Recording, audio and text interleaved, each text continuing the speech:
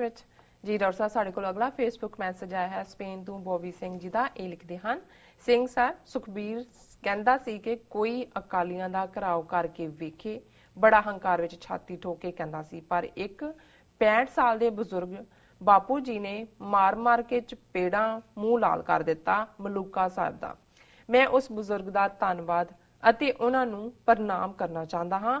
ਇਹ ਉਹ ਲੋਕ ਨੇ ਪੰਜਾਬ ਦੇ ਜਿਹੜੇ ਮੌਤ ਕੋਲੋਂ ਵੀ ਨਹੀਂ ਡਰਦੇ ਅਤੇ ਹਰ ਮੋੜ ਤੇ ਸਰਕਾਰ ਨਾਲ ਟੱਕਰ ਲੈਂਦੇ ਨੇ, ਤੇ ਇੱਕ ਪਾਸੇ ਉਹ ਵੀ ਨੇ ਜੋ ਸਿਰਫ ਗੱਦਾਰੀ ਨੂੰ ਆਪਣਾ ਧਰਮ ਸਮਝਦੇ ਨੇ। ਉਸ ਬਜ਼ੁਰਗ ਦੀ ਕੁੱਟਮਾਰ ਬਹੁਤ ਕੀਤੀ ਗਈ, ਹਾਲਤ ਗੰਭੀਰ ਹੈ। ਸਾਡਾ ਸਾਰੀ ਕੌਮ ਦਾ ਫਰਜ਼ ਬਣਦਾ ਹੈ ਕਿ ਅਸੀਂ ਸਾਰੇ ਉਹਨਾਂ ਦੀ ਸਪੋਰਟ ਕਰੀਏ ਤਾਂ ਕਿ ਇਹ ਕਠੋਰ ਲੋਕ ਉਹਨਾਂ ਦਾ ਕੋਈ ਨੁਕਸਾਨ ਨਾ ਕਰ ਸਕਣ।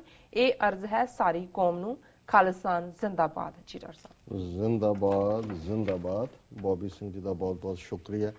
ਉਹਨਾਂ ਨੇ ਸਪੇਨ ਤੋਂ ਲਿਖਿਆ, ਉਹਨਾਂ ਨੇ ਬਜ਼ੁਰਗ ਜਰਨੈਲ ਸਿੰਘ ਹੋਰਾਂ ਨੂੰ ਟ੍ਰਿਬਿਊਟ ਦਿੱਤੀ ਹੈ ਔਰ ਉਹਨਾਂ ਨੇ ਬਿਲਕੁਲ ਠੀਕ ਕਿਹਾ ਕਿ ਇਹ ਨੇ ਅਣਖੀ ਲੋਕ, ਜਿਹੜੀ ਅਣਖ ਹੁੰਦੀ ਹੈ ਇਹ ਬੇਪਰਵਾਹ ਪੰਜਾਬ ਦੇ ਮੌਤ ਨੂੰ ਮਖੌਲਾਂ ਕਰਨ।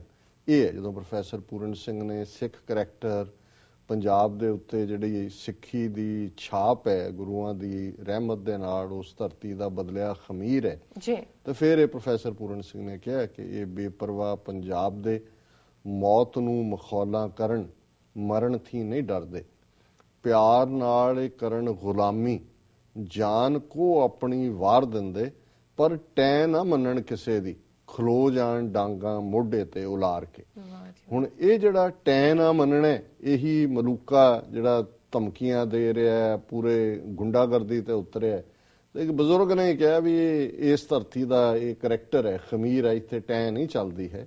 ਔਰ ਅਸੀਂ ਸਮਝਦੇ ਹਾਂ ਵੀ ਜਿਵੇਂ ਵੀਰ ਬੋਬੀ ਸਿੰਘ ਜੀ ਨੇ ਟ੍ਰਿਬਿਊਟ ਦਿੱਤੀ ਹੈ, ਐਗਜ਼ੈਕਟਲੀ ਅਸੀਂ ਉਹਨਾਂ ਦੀ ਜੋ ਦਸ਼ਾ ਹੈ ਉਸ ਨੂੰ ਲੈ ਕੇ ਪਰੇਸ਼ਾਨ ਵੀ ਹਾਂ, ਫਿਕਰਮੰਦ ਹੈ ਜੀ। ਔਰ ਗੁਰੂ ਚਰਨਾਂ 'ਚ ਅਸੀਂ ਅਰਦਾਸ ਕਰਦੇ ਹਾਂ ਕਿ ਇਸ ਜਰਨੈਲ ਸਿੰਘ ਨੂੰ ਜਿਹੜਾ ਸਤਿਗੁਰੂ ਅਰੋਗਤਾ ਦੇਣ ਔਰ ਇੱਕ ਅਣਖ ਦਾ ਪ੍ਰਤੀਕ, ਜਿਵੇਂ ਪਿਛਲੇ ਸਮੇਂ 'ਚ ਰਮਨਦੀਪ ਸਿੰਘ ਜਿਹਨੇ ਚੈਲੰਜ ਕੀਤਾ, ਮੱਕੜ ਦੇ ਮੂੰਹ ਤੇ ਮਾਰਿਆ ਜਾ ਕੇ ਅਸਤੀਫਾ, ਜਾਂ ਜੋਗਾ ਸਿੰਘ ਜਿਹਨੇ ਮਲ ਸਿੰਘ ਨੂੰ ਚੈਲੰਜ, ਇਹ ਸਾਰੇ ਇਹ ਪੰਜਾਬ ਦੀ ਧਰਤੀ ਦੀ ਤੁਰਦੀ ਫਿਰਦੀ ਅਣਖ ਹੈ। ਉਹ 20-21 ਸਾਲਾਂ ਦਾ ਮੁੰਡਾ, ਉਹ 25-26 ਸਾਲਾਂ ਦਾ, ਇਹ 65 ਸਾਲਾਂ ਦਾ, ਮਤਲਬ ਅਣਖ ਦੀ ਕੋਈ ਉਮਰ ਨਹੀਂ, ਉਹ ਕਿਸੇ ਵੀ ਲੈਵਲ ਤੇ ਜਾ ਕੇ ਅਣਖ ਹੈ। ਔਰ ਇਹੀ ਜਿਹੜੀ ਜੇ ਜੀਵੈ ਪੱਤ ਲੱਥੀ ਜਾਏ, ਸਭ ਹਰਾਮ ਜੇ ਤੱਕ ਖਾਏ, ਗੁਰੂ ਦਾ ਫਰਮਾਨ ਹੈ ਕਿ ਜਿਹੜੀ ਪੱਤ ਲਵਾ ਕੇ ਬੇਪਤ ਹੋ ਕੇ ਬੇਅਣਖੇ ਹੋ ਕੇ ਜੀਣਾ, ਇਹ ਤਾਂ ਹਰਾਮਖੋਰੀ ਹੈ ਤੇ ਹਲਾਲਖੋਰੀ ਇਹੀ ਹੈ ਜੋ ਬਾਪੂ ਜਰਨੈਲ ਸਿੰਘ ਹੋਰਾਂ ਨੇ ਕਰਕੇ ਦਿਖਾਈ ਹੈ। ਉਹਨਾਂ ਦਾ ਬਹੁਤ ਬਹੁਤ ਸ਼ੁਕਰੀਆ ਜੀ। ਡਾਕਟਰ ਸਾਹਿਬ ਸਾਡੇ ਕੋਲ ਅਗਲਾ ਫੇਸਬੁੱਕ ਮੈਸੇਜ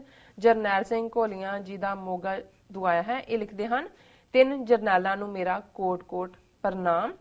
ਪਹਿਲਾ ਉਹ ਜਰਨੈਲ ਸਿੰਘ ਜਿਨੇ ਭਾਰਤ ਦੀ ਜ਼ਾਲਮ ਹਕੂਮਤ ਨਾਲ ਸਿੱਧੀ ਟੱਕਰ ਲਈ। ਦੂਜਾ ਉਹ ਜਰਨੈਲ ਸਿੰਘ ਜਿਨੇ ਪੀ ਚਿਦੰਬਰਮ ਦੇ ਛਿੱਤਰ ਠੋਕਿਆ। ਤੀਜਾ ਉਹ ਜਰਨੈਲ ਜਿਨੇ ਲੱਫੜ ਮਲੂਕੇ ਦੇ ਮਾਰਿਆ ਤੇ ਟਾਂਟ ਬਾਦਲਾਂ ਦੇ ਕੰਨ 'ਚ ਪੈਨ ਲਾਤੀ। ਜੀ ਡਾਕਟਰ ਸਾਹਿਬ। ਔਰ ਚੌਥੇ ਜਰਨੈਲ ਸਿੰਘ ਘੋਲੀਆਂ ਜਿਨ੍ਹਾਂ ਨੇ ਉਹ ਜਿਹੜੀ ਟਾਂਟ ਹੈ ਜਿਹੜੀ ਕੰਨਾਂ 'ਚ ਉਹਦੇ ਪਈ ਹੈ ਉਹਨੂੰ ਸ਼ਬਦ ਦੇ ਦਿੱਤੇ। ਇਹਨਾਂ ਦੀ ਲਿਖਤ ਅਸੀਂ ਕੱਲ ਵੀ ਜ਼ਿਕਰ ਕੀਤਾ ਸੀ, ਅੱਜ ਇਹਨਾਂ ਨੇ ਐਡੀਸ਼ਨ ਕਰਕੇ ਹੋਰ ਭੇਜਿਆ ਤੇ ਮੈਨੂੰ ਜਦੋਂ ਜਰਨੈਲ ਲੱਗਾ, ਮੈਂ ਕਿਹਾ ਵੀ ਇਸ ਨੂੰ ਵੀ ਅਸੀਂ ਸ਼ਾਮਲ ਕਰ ਦਈਏ। ਇਹਦੇ 'ਚ ਕੋਈ ਸ਼ੱਕ ਨਹੀਂ ਹੈ ਕਿ ਇਹਨਾਂ ਸਾਰਿਆਂ ਨੇ ਆਪਣੇ ਨਾਂ ਦੇ ਨਾਲ ਇਨਸਾਫ ਕੀਤਾ। ਔਰ ਸੰਤ ਜਰਨੈਲ ਸਿੰਘ ਖਾਲਸਾ ਪਿੰਡਾਂ ਵਾਲੇ ਔਰ ਜਰਨੈਲ ਸਿੰਘ ਪੱਤਰਕਾਰ ਜਿਹਨੇ ਚਿਦੰਬਰਮ ਨੂੰ, ਤੇ ਹੁਣ 65 ਸਾਲਾਂ ਦਾ ਬਾਪੂ ਜਰਨੈਲ ਸਿੰਘ ਜੀ। ਸੋ ਇਹਨਾਂ ਦਾ ਬਹੁਤ ਬਹੁਤ ਸ਼ੁਕਰੀਆ ਇਹਨਾਂ ਨੇ ਲਿਖਿਆ ਜੀ। ਡਾਕਟਰ ਸਾਹਿਬ ਹੁਣ ਸਾਡੇ ਦਰਸ਼ਕਾਂ ਨੂੰ ਦੱਸੋ ਅੱਜ ਦਾ ਵਿਚਾਰ। ਅੱਜ ਦੇ ਵਿਚਾਰ ਤੋਂ ਪਹਿਲਾਂ ਮੈਨੂੰ ਖਿਆਲ ਆਇਆ ਵੀ ਕੱਲ ਦੇ ਪ੍ਰੋਗਰਾਮ ਤੋਂ ਬਾਅਦ 2-3 ਕਾਲਾਂ ਆਈਆਂ, ਉਹਨਾਂ ਨੇ ਕਿਹਾ ਜੀ ਤੁਸੀਂ ਜ਼ਰਾ ਇਹ ਹੌਲੀ ਜਿਹੀ ਦੱਸੋ, ਇਹ 31-30 ਵਾਲਾ ਨਿਆਣਿਆਂ ਨੂੰ ਯਾਦ ਕਰਵਾਉਣਾ ਸੌਖਾ ਹੋ ਗਿਆ। ਤੇ ਮੈਂ ਜਦੋਂ ਪ੍ਰੋਗਰਾਮ ਦੁਬਾਰਾ ਦੇਖਿਆ ਫਿਰ ਮੈਨੂੰ ਇੱਕ ਗਲਤੀ ਵੀ ਲੱਗੀ ਕਿ ਵੀ ਮੈਂ ਨਵੰਬਰ ਨੂੰ 28 ਤੋਂ ਸ਼ੁਰੂ ਕੀਤਾ ਸੀ। ਸੋ ਮੈਂ ਕਿਹਾ ਜੀ ਮੈਂ ਰਿਪੀਟ ਇੱਕ ਵਾਰੀ ਕਰ ਦਾਂਗਾ ਜੀ, ਪੈਨ ਪੇਪਰ ਲੈਂਦੇ ਮੈਂ ਤੁਹਾਨੂੰ ਕਿਹਾ ਸੀ ਤੁਸੀਂ ਵਨ ਟਾਈਮ ਕੀਤਾ ਸੀ ਨਾ। ਸੋ ਉਹਨਾਂ ਦਾ ਹੋਇਆ ਕਿ ਵੀ 30 ਦਿਨ ਨਵੰਬਰ ਦੇ ਜੀ, ਅਪ੍ਰੈਲ, ਜੂਨ, ਸਤੰਬਰ ਦੇ, ਬਾਕੀ ਦੇ 31 ਭਾਈ, ਫਰਵਰੀ ਦੇ ਦਿਨ 28 ਜੀ। ਤੇ ਜਦੋਂ ਲੀਪ ਦਾ ਸਾਲ ਆਵੇ, ਲੀਪ ਦਾ ਸਾਲ 4 ਸਾਲ ਬਾਅਦ ਆਵੇ, ਜਦੋਂ ਲੀਪ ਦਾ ਸਾਲ ਆਵੇ ਫਰਵਰੀ ਦਾ ਇੱਕ ਦਿਨ ਵੱਧ ਜਾਵੇ।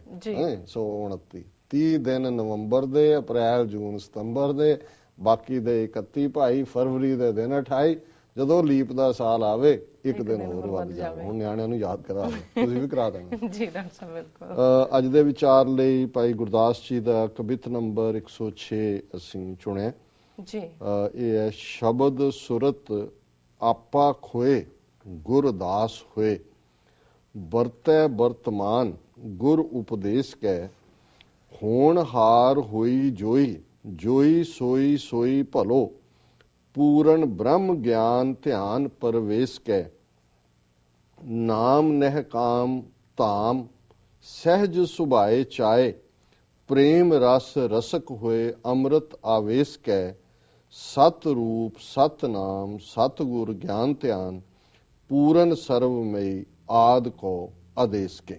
ਜੀ। ਭਾਈ ਸਾਹਿਬ ਫਰਮਾਉਂਦੇ ਨੇ ਕਿ ਜਦੋਂ ਸ਼ਬਦ ਸੁਰਤ ਦੇ ਵਿੱਚ ਪੁੜ ਜਾਂਦਾ ਹੈ, ਸ਼ਬਦ ਔਰ ਸੁਰਤ ਦਾ ਸੰਗਮ ਹੁੰਦਾ ਹੈ, ਮੇਲ ਹੁੰਦਾ ਹੈ, ਆਪਾ ਖੋਏ, ਫਿਰ ਆਪਾ ਹਉਮੈ ਜਿਹੜੀ ਹੈ ਉਹ ਖਤਮ ਹੋ ਜਾਂਦੀ ਹੈ, ਗਵਾਚ ਜਾਂਦੀ ਹੈ। ਜੀ। ਗੁਰਦਾਸ ਹੋਏ ਤੇ ਤੁਸੀਂ ਗੁਰੂ ਦੇ ਦਾਸ ਬਣ ਜਾਂਦੇ ਹੋ, ਗੁਰੂ ਦੇ ਸੇਵਕ ਬਣ ਜਾਂਦੇ ਹੋ। ਗੁਰੂ ਦੇ ਸੇਵਕ ਬਣਨ ਲਈ, ਆਪਾ ਗਵਾਉਣ ਲਈ, ਹਉਮੈ ਗਵਾਉਣ ਲਈ ਸ਼ਬਦ ਸੁਰਤ, ਸ਼ਬਦ ਔਰ ਸੁਰਤ ਦਾ ਮੇਲ ਜ਼ਰੂਰੀ ਹੈ। ਵਰਤੈ ਵਰਤਮਾਨ ਗੁਰ ਉਪਦੇਸ਼ ਕੇ, ਤੇ ਜਿਹਦਾ ਸ਼ਬਦ ਸੁਰਤ ਦਾ ਮੇਲ ਹੋ ਜਾਂਦਾ ਹੈ ਉਹ ਫਿਰ ਵਰਤਮਾਨ ਦੇ ਵਿੱਚ ਜਿਉਂਦਾ ਹੈ। ਜਿਹੜਾ ਉਹਦਾ ਜੀਵਨ ਹੁੰਦਾ ਹੈ ਉਹ ਗੁਰੂ ਦੇ ਉਪਦੇਸ਼ਾਂ ਦੀ ਰੋਸ਼ਨੀ ਵਿੱਚ ਹੁੰਦਾ ਹੈ। ਵਰਤੈ ਵਰਤਮਾਨ, ਉਹ ਜੀਵਨ ਨੂੰ ਵਰਤਦਾ ਹੈ, ਵਰਤਮਾਨ ਵਿੱਚ ਜਿਉਂਦਾ ਹੈ ਗੁਰੂ ਦੇ ਸ਼ਬਦ ਦੇ ਉਪਦੇਸ਼ ਦੇ ਵਿੱਚ। ਹੋਣਹਾਰ ਹੋਈ ਜੋਈ, ਜੋਈ ਸੋਈ ਸੋਈ ਭਲੋ। ਜੀ। ਹੁਣ ਹੋਣਹਾਰ ਇਹ ਹੈ ਕਿ ਜੋ ਵੀ ਰੱਬ ਨੇ ਕਰਨਾ, ਜੋ ਕੁਛ ਕਰੇ ਸੋ ਭਲਾ ਕਰ ਮਾਨੀਏ, ਹਿਕਮਤ ਹੁਕਮ ਚੁਕਾਈਏ, ਜਾਂ ਕੈ ਪ੍ਰੇਮ ਪਦਾਰਥ ਪਾਈਏ, ਤੋ ਚਰਣੀ ਚਿਤ ਲਾਈਏ, ਸ਼ੌਕ ਕਹੈ ਸੋ ਕੀਜੈ, ਤਨ ਮਨੋ ਦੀਜੈ, ਐਸਾ ਪਰਮਲ ਲਾਈਏ, ਏਵ ਕਹੈ ਸੁਹਾਗਣੀ ਭੈਣੇ, ਇਨੀ ਬਾਤੀ ਸ਼ੋਹ ਪਾਈਏ, ਆਪ ਗਵਾਈਏ ਤਾਂ ਸ਼ੋਹ ਪਾਈਏ। ਹੁਣ ਇਸ ਨੂੰ ਹੀ ਭਾਈ ਸਾਹਿਬ ਕਹਿੰਦੇ ਨੇ ਕਿ ਜਦੋਂ ਆਪਾ ਗਵਾ ਕੇ ਸ਼ੌਹ ਪਾ ਲਿਆ, ਪਿਆਰੇ ਨੂੰ ਹਾਸਿਲ ਕਰ ਲਿਆ, ਫਿਰ ਬੇਪਰਵਾਹੀ ਹੈ ਕਿ ਹੋਣਹਾਰ ਕਰਨੇ ਹਾਰ ਕਰੇ ਸੋ ਹੋਏ, ਕਿ ਜੋ ਨਿਰੰਕਾਰ ਨੇ ਕਰਨਾ ਉਹੀ ਹੋਣਾ ਹੈ। ਹੋਣਹਾਰ ਹੋਈ ਜੋਈ, ਜੋਈ ਸੋਈ ਸੋਈ ਭਲੋ, ਜੋ ਕਰ ਰਿਹਾ ਉਹੀ ਭਲਾ ਹੈ। ਪੂਰਨ ਬ੍ਰਹਮ ਗਿਆਨ ਧਿਆਨ ਪਰਵੇਸ਼ ਕੇ, ਹੁਣ ਉਸ ਗੁਰਮੁਖ ਦਾ, ਗੁਰਸਿੱਖ ਦਾ ਜਿਹੜਾ ਧਿਆਨ ਹੈ ਉਸ ਪੂਰਨ ਬ੍ਰਹਮ ਦੇ ਵਿੱਚ ਸਮਾਇਆ ਹੁੰਦਾ ਹੈ। ਉਸ ਦੇ ਗਿਆਨ ਦੀ ਰੋਸ਼ਨੀ ਵਿੱਚ ਉਹ ਜੀਵਨ ਜਿਉਂਦਾ ਹੈ ਔਰ ਹਰ ਚੀਜ਼ ਨੂੰ ਭਲਾ ਕਰਕੇ ਮੰਨਦਾ ਹੈ।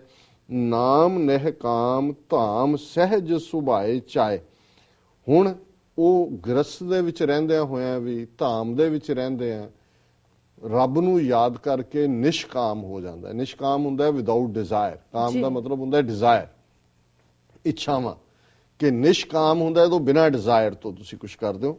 ਕਿ ਨਾਮ ਨਹਿ ਕਾਮ ਧਾਮ ਸਹਿਜ ਸੁਭਾਏ, ਉਹ ਸਹਿਜ ਦੇ ਵਿੱਚ ਹੁੰਦਾ ਹੈ। ਆਪਣੇ ਘਰੇਲੂ ਜੀਵਨ ਜਿਉਂਦਿਆਂ ਵੀ ਉਹ ਸਹਿਜ ਦੇ ਰੰਗ ਵਿੱਚ ਵਰਤਦਾ ਹੈ। ਪ੍ਰੇਮ ਰਸ ਰਸਕ ਹੋਏ ਅੰਮ੍ਰਿਤ ਆਵੇਸ਼ ਕੇ, ਉਹ ਹਮੇਸ਼ਾ ਪਿਆਰ ਦਾ ਜਾਮ ਪੀਂਦਾ। ਹੁਣ ਇਹ ਜਦੋਂ ਅੰਮ੍ਰਿਤ ਆਵੇਸ਼ ਕੇ ਦੀ ਗੱਲ ਹੈ, ਪ੍ਰੇਮ ਰਸ ਰਸਕ ਹੋਏ, ਉਹ ਪ੍ਰੇਮ ਦੇ ਰਸ ਨੂੰ ਚੱਖ ਕੇ, ਪ੍ਰੇਮ ਦੇ ਰਸ ਦਾ ਪਾਨ ਕਰਕੇ ਹਮੇਸ਼ਾ ਜਿਹੜਾ ਉਹ ਇੱਕ ਆਨੰਦ ਦੇ ਵਿੱਚ ਰਹਿੰਦਾ ਹੈ, ਚਾਹ ਦੇ ਵਿੱਚ ਰਹਿੰਦਾ ਹੈ। ਤੇ ਅਖੀਰਲੀਆਂ ਜਿਹੜੀ ਲਾਈਨਾਂ ਨੇ, ਸਤ ਰੂਪ ਸਤ ਨਾਮ ਸਤ ਗੁਰ ਗਿਆਨ ਧਿਆਨ, ਪੂਰਨ ਸਰਬਮਈ ਆਦ ਕੋ ਆਦੇਸ਼ ਕੇ। ਔਰ ਜਿਹੜਾ ਉਸ ਪ੍ਰੇਮ ਦੇ ਰੰਗ ਵਿੱਚ ਰੰਗਿਆ ਹੋਇਆ ਰਸਕ ਪ੍ਰਾਣੀ ਹੈ, ਰਸਕ ਜਗਿਆਸੂ ਹੈ, ਉਸ ਦੇ ਲਈ ਨਿਰੰਕਾਰ ਸਤ ਰੂਪ ਹੈ, ਉਹਦਾ ਨਾਂ ਸੱਚਾ ਹੈ, ਉਹ ਸੱਚਾ ਗੁਰੂ ਹੈ।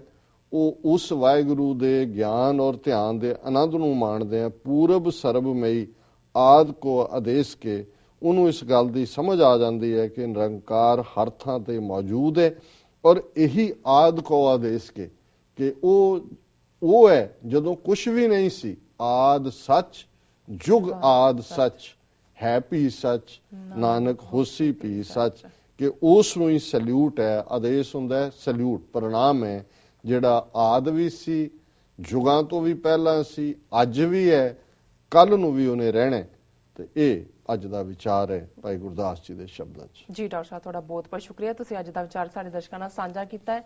ਇਸ ਨਾਲ ਆਪਣੇ ਵਿਊਅਰਸ ਕੋਲ ਲੈਣੇ ਇਜਾਜ਼ਤ। ਵਿਊਅਰਸ ਤੁਹਾਡਾ ਬਹੁਤ ਬਹੁਤ ਸ਼ੁਕਰੀਆ, ਤੁਸੀਂ ਆਪਣੇ ਕੀਮਤੀ ਸਮੇਂ ਵਿੱਚ ਸਮਾਂ ਕੱਢ ਕੇ ਸਾਨੂੰ ਆਪਣੀ ਰਾਏ ਤੇ ਸੁਝਾਅ ਭੇਜਣੇ। ਤਾਂ ਇਸ ਤਰ੍ਹਾਂ ਭੇਜਦੇ ਰਹਿਣਾ ਸਾਡੇ ਇਸ ਪਤੇ ਤੇ sos@tv84.tv ਤੇ। ਅਸੀਂ ਆਪਣਾ ਪ੍ਰੋਗਰਾਮ ਲੈ ਕੇ ਫਿਰ ਦੁਬਾਰਾ ਤੁਹਾਡੇ ਸਾਹਮਣੇ ਹੋਵਾਂਗੇ। ਤਦ ਤੱਕ ਲਈ ਮੈਨੂੰ ਤੇ ਪਨਾਰ ਸੁਣਾ ਗਿਆ ਦੋ। ਦੇਖਦੇ ਰਹੋ TV 84, ਬੁਲਾ ਦਿਓ ਫਤਿਹ। ਵਾਹਿਗੁਰੂ ਜੀ ਕਾ ਖਾਲਸਾ, ਵਾਹਿਗੁਰੂ ਜੀ ਕੀ ਫਤਿਹ।